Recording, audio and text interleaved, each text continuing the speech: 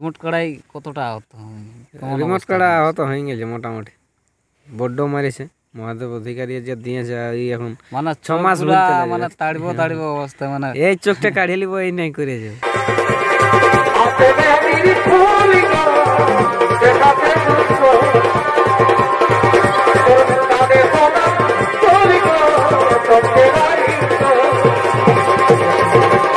মহিলা রসিক আমাদের আসর থেকে এইভাবে গেল, যেটা আমাদের দুঃখিত উঠে লাস্ট তক থাকতো, তাইলে আর বিচার অবশ্যই হতো। ও যখন ওই কাড়াটা লড়াই পাইরাই গেছে তখন ও চাপাই নিয়ে গাড়ি চাপাই নিয়ে শুনছি চলে গেছে। লাস্টে যখন ওইটা এনে বাঁধেছি তখন ও এসে বলুক যে আমি এটার সঙ্গে লাগাবো না ওইটার সঙ্গে লাগাবো, তাহলে ওই হারা কাড়াটাকে ঘুরে নিয়ে আসতে আমরা, নাই লাগলে কিছু করার নাই।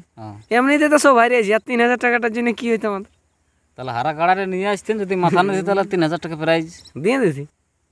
বাহ। সবাই তো বলে যে আর পিলি কাড়া জড়লাই, যখন আমরা 2,55,000 খেলা করেছিলি তখন সবাই বলতো যে একটা মহিষকে জড়নি নিয়ে, মহিষটা এসে 1 ঘন্টা লাগিয়ে গেল। তাহলে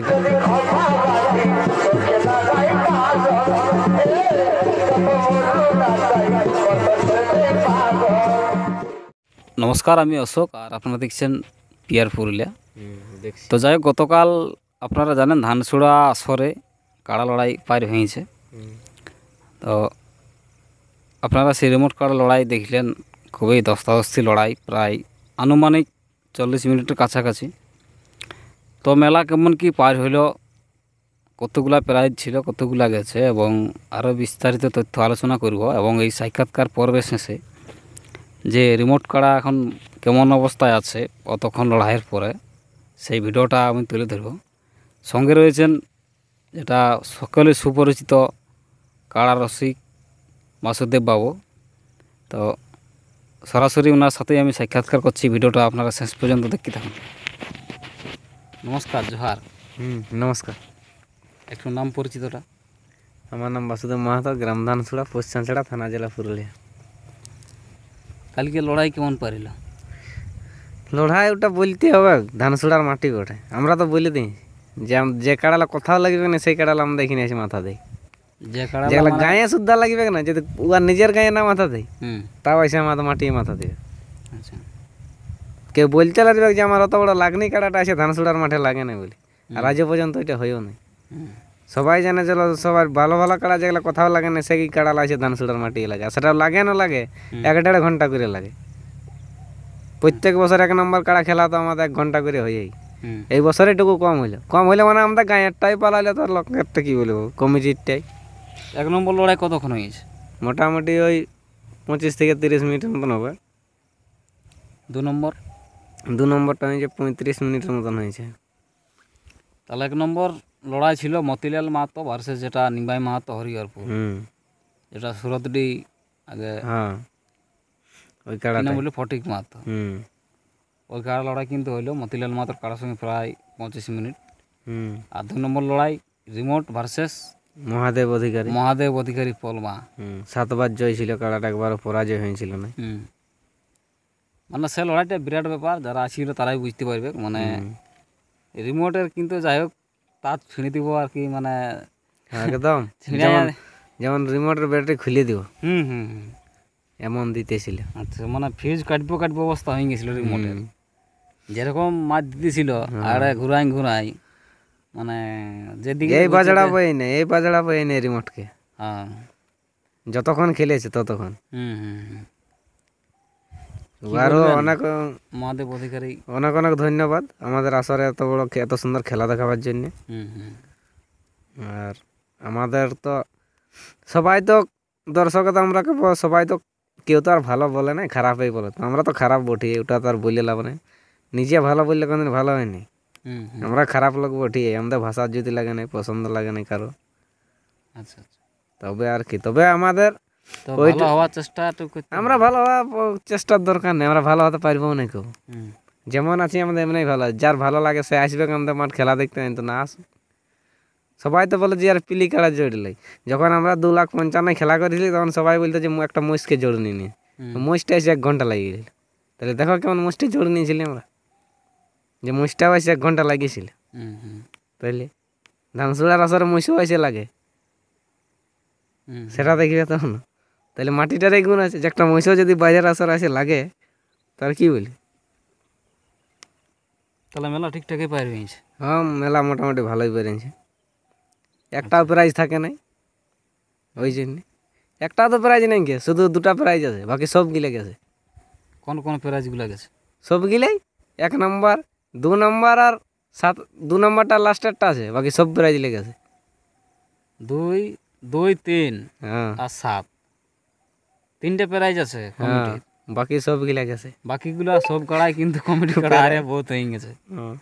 আচ্ছা। তো আমাদের তো পিলি কাড়া লড়াই ছিল, সব পিলি সব পালা আছে, কি করে প্রথম লাচ্ছি। হুম। জোড়গুলাও তো মানে যাই হোক হাই ভোল্টেজ কাড়া জোড়। আমরা জোড়া ওরকমই, আমাদেরটা 19 তো লোকেরটা 25। মেলায় আমরা দেখতে পাইছিল একটা মানে যাই হোক এক সুনামধন্য মহিলার সে কাড়া না লাগাই ঘর গেছে। ওটা ওর বিচারও হইতো, ও মানে 1 হাল কাড়া, হুম। 2 লোকে এবার বলছে আমি ওইটা দেখে নাম দিয়েছি, 1 লোকের সঙ্গে এই কাড়াটা ছাড়া হয়ে গেছে। মানে একটু পরিষ্কার ভাবে একটু বলুন। পরিষ্কার ভাবে এটা কি বলবো আমি, একাই এক হাল কমিটি। কাড়াটা কমিটির কাড়া, হ্যাঁ মানে কমিটির যে কাড়াগুলো ছিল 6 আর 7, হ্যাঁ 1 হাল ছিল। এক হাল কাড়া। তারপর তো ওইটা এবার ও বলছে আমি এটা দেখে নাম দিয়েছি, আর ও বলছে ওইটা দেখে নাম দিয়েছি। আর আধার কার্ডে কেউ কোনো নাম্বার লিখে দেয়নি যে আমি কোন নাম্বারে দিয়েছি। তাইলে আমরা কমিটির কি কাকু ওইটা দিয়েছি, কাকু এইটা দিয়েছি ফুরাইলে। এবার ওইটা যখন ওইটা বেজি মন্ডল এখানে আসিয়েছিল আধার কার্ড দিতে, হুম, তাহলে সে কোনটাই বলেছিল কোন কার্ডটার সঙ্গে লাগাবো হালটার ও তখন বলে এখানে এসে যখন জোর নিতে আসে আধার কার্ড দিয়ে, তখন ও বলেছিল আমাকে যেটাই দিবে, হুম। দুটার মধ্যে তোমার 10 আমি লাগাবো, আমাকে যেটাই জোর দিবে। 1 হাল তো আছেই। এবার ওরা কি হয়েছিল সেটা যখন আসর একটা ছোটটা ঢুকে গেছে, তখন ই বলছে এটা আমার সঙ্গে লাগাও, আর ও বলছে এটা আমার সঙ্গে লাগাও, তো কার সঙ্গে লাগাবো লাগাও।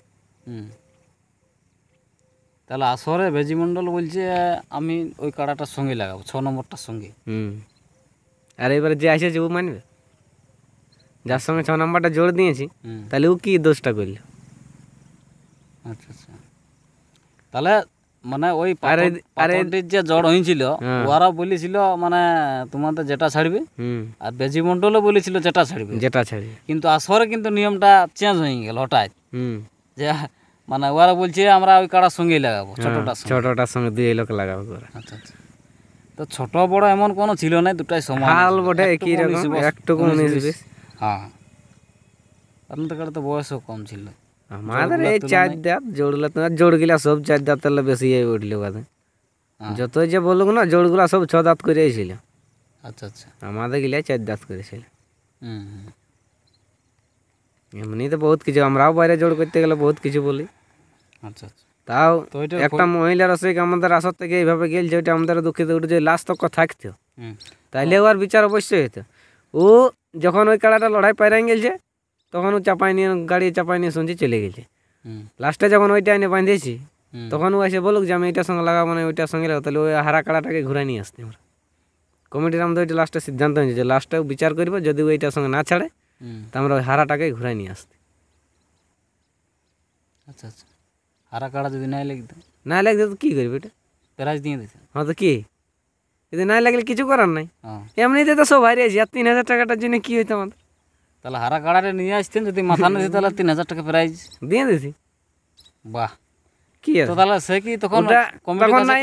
দেখো ও যখন মার লড়াই চলছে, সেই সময় আসিয়ার যদি কাগজ বলে, সেই সময় কেউ বিচার করতে পারবে? বিচার কখন হয়? লড়াই সব শেষ হয়ে যাওয়ার পর হয় বিচার। তাত কেউ নাই, ঘর চলে যখন মাইকে অ্যানাউন্স করছে ওর নাম, ও নাই ধানসুলার মাঠেই আর নাই। আচ্ছা, সে ঘর যাবার আগে কোনো অভিযোগ করেছিল কমিটি আসে? কে যেন বলতে লাগবে, আমরা তো লড়াইয়ের দিকেই আছি, কমিটির অফিসে আছে জেলা কমিটি। ওরা কোনো অভিযোগ করেছে না করেছে, ওরা তো লাস্টে ওরা অ্যানাউন্স করেছে যে বেজি মন্ডল কাজ, তো নাই খেয়েও তো কথা লাগছে। আমরা দেখতে পাইছিলি যখন আপনার কাড়া আসরে মানে বাঁধিয়ে নিয়ে যখন বেজি মন্ডলকে অ্যানাউন্স করতেছিলেন, তখন কিন্তু বেজি মন্ডল কাড়া আনে নেই। সেটা এবার ওয়ার ব্যাপার, আমরা কি করে জানবে বলো? আচ্ছা, তাহলে এটা ফয়সলার দিক কি হচ্ছে? ফয়সলা আর কি হবে, চলে গেলে ফয়সলা হয়তো থাকলে তো ফয়সলাটা হইতো না। ও যদি লাস্ট তক থাকতো, লাস্টে বলতো না আমরা ওইটা লাগাবো না, এইটার সঙ্গে লাগাবো, 1 হাল কাড়াই ওঠে। কেউ এইটা দেখে ও ওইটা দেখে নাম দিয়েছে, ওইটা দেখে নাম দিয়েছে, ওইটা কোনোদিন সম্ভব নয়। একটা কাড়াই যে 2 লোকের সঙ্গে ছাড়বে, ওইটা কোনোদিন হয়? তাইলে যখন ওর আধার কার্ড দেয়, তখন এমন কথা বলে যে আমাকে তোমার 1 হাল তো বটে, যেটা পারবে একটা দিবে। এই কথাটা বলে ওর আধার কার্ডটা দিয়েছে, কিন্তু আধার কার্ডে তো নাম লেখা নেই যে আমরা এটাই আধার কার্ডটা দিয়েছি। যাই হোক, এই ভুলটা যেমন আর দ্বিতীয়বার অন্য কোনো মালিকের না হয়, যেমন আপনারা যদি কোথাও আধার কার্ড জমা করতে যান, কাড়াটা কিন্তু আগে উল্লেখ করে নেওয়াটাই বেস্ট হবে, যে আমরা ওই কাড়াটা সঙ্গে লাগাবো বলে। হ্যাঁ, পরে মাঠে হচফচ জিনিসটা এটা একটু অন্যরকম। বাকি মেলা ঠিকঠাকই পারিয়েছে। বাকি ঠিকঠাকই পেরেছে আর কি। রিমোট কাড়াই কতটা আহত রিমোট কার্ডা আহত হয়ে গেছে মোটামুটি, বড্ড মারিছে। মহাদেব অধিকারী যে দিয়েছে এই এখন মানে 6 মাস পুরা বলতে লাগে। মানে তাড়িব অবস্থা, মানে এই চোখটা কাঢ়িয়ে লিব এই নাই করেছে। মানে যে মাছ দিতেছিল যে সিং, যাই হোক খুবই লড়াই দেখাচ্ছে। আমার পক্ষ থেকে মহাদেব বাবুকে অশেষ ধন্যবাদ জানাই যে এত ধস্তাধস্তি লড়াই লাগার জন্য। কাড়ারা খুবই এটা আগের থেকে জানা ছিল যেরকম লড়াই হতে পারে বলে, কারণ বিশ্বস্ত কাড়ারা জয়ীর ভাগটাই বেশি আছে। একবারও পরাজয় ছিল না, এই আসে প্রথম এইখানেই পরাজয় হলো। না, পরাজয় হয়েছিল, বানজোড়া তো হয়েছিল, আর এই বালিগুমা তো হয়েছিল, আর আরেকটা কোন জায়গায় বললো হয়েছিল পরাজয়। কিন্তু সে আমাদের যা হোক, লড়াই তো দেখাইছে। লড়াই তো দেখাইছে। ঠিক আছে, রিমোট কাড়া এখন কেমন অবস্থায় আছে সেই ভিডিওটা আমরা তুলে ধরছি।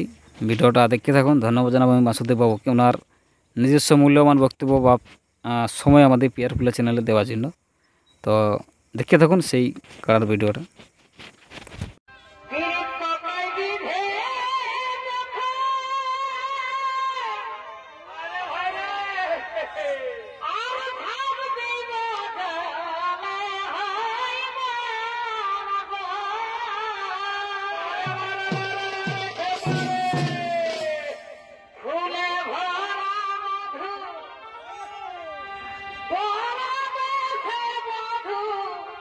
ফুলে ভরা